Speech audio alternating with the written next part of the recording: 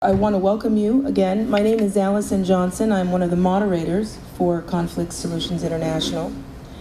I am part of an eclectic team of professionals that make up this organization, this all-volunteer organization. My background is I'm an international political economist by training. I've worked primarily around the world for international finance institutions, multilateral agencies, the United States federal government, and Fortune 500 companies on international development and international economics. Tonight we have a very exciting event. We are going to be talking about Cuba.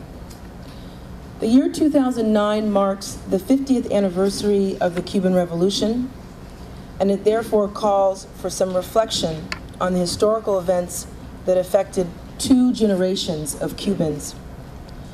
This is also a special time for the relationship between Cuba and the United States of America, as well as for the rest of Latin America. The new U.S. administration of President Barack Obama is taking a different approach in its foreign policy, and specifically, it is giving a new chance to its relationship with Cuba. Moreover, in the last few years, it appears that Latin America is finding its own voice and is forging a path more independent from traditional United States dominance. A multipolar hemisphere is emerging, which promises to bring new possibilities and new challenges. It is in that context that we intend to introduce this program. Most of those in the audience who are not familiar with this discourse on Cuba and the United States will learn new things tonight. You will all hear topics that may not be familiar to you. Indeed, this panel departs from the traditional analysis of the U.S.-Cuba relationship, in that it will highlight some issues that have been irritants to both Cubans and Americans for a long time.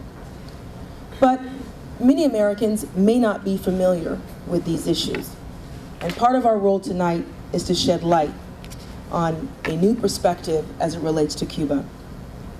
Conflict Solutions International has a history of presenting alternative or controversial views. Some in the public applaud our efforts, but some complain that we are taking sides and promoting a particular view over another. In truth, we are an independent, multi-regional, non-governmental organization. We do not take sides because our aim is to build bridges rather than consolidate differing alliances. Our team is made up of people from different countries, different backgrounds, conservatives, liberals, independents, as well as truly creative thinkers. The main reason that we can afford to be independent is that we are not benefiting from large institutions or government funding, institutional funding. So as a result, we can afford to go to the source of the issues we are studying and search for perspectives that need to be heard. When we started our public activities a few years ago, we made a fundamental choice. We decided that as a small, all-volunteer foundation, we would not be able to compete with the mass media or with the large think tanks here in Washington, D.C. In fact, we thought that even if we could, it probably would be a waste of time. Our American media, our television media is all too powerful, and our Washington, D.C. Capitol is full of think tanks that engage in all sorts of middle-of-the-road discussions. So we wanted to take the hard road, the more difficult road. When we initiated our program on Tibet, we featured a representative of Tibet and also invited the government of China to participate, which they declined to do. When we presented our program on Burma, we brought to the stage the government in exile from Burma, now known as Myanmar. As part of our Freedom Fighters series, we featured representatives of the Sikh movement and the Naga people in India. We recently held an event on Iran, marking the 30th anniversary of the Islamic Revolution of Iran. We had 5 speakers that ranged from independent to conservative viewpoints. But the last speaker was an official representative of the government of Iran. Predictably, she contested the views presented by the other speakers and gave us the point of view of the current Islamic Republic of Iran.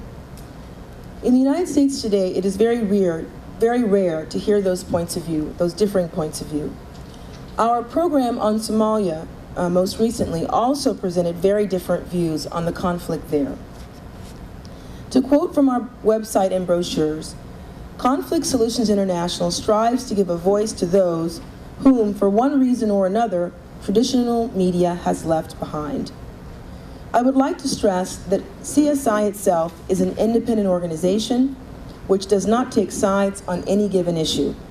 In fact, as a multi-regional NGO, we do not even claim specialized expertise in any given geographical area, but leave it to the experts, like tonight, to present their views.